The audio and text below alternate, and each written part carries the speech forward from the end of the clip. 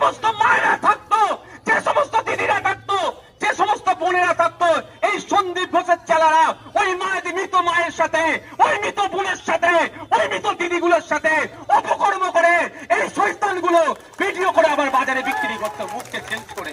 এই জন্য আমি বলছি খেলাড়ি এরা কত বড় অপদার্থ। এই অপদার্থগুলোকে আবার মহিলা মুখ্যমন্ত্রী মমতা ব্যানার্জি সকালে চাকরি ছাড়লে সন্ধ্যায় আবার চাকরি দেয়। লজ্জা থাকা দরকার মুখ্যমন্ত্রী। ওনার যদি ন্যূনতম লজ্জাটুকু থাকে আমি মনে করব উনি পদত্যাগ করবেন, ওই পদের উনি যোগ্য নয়।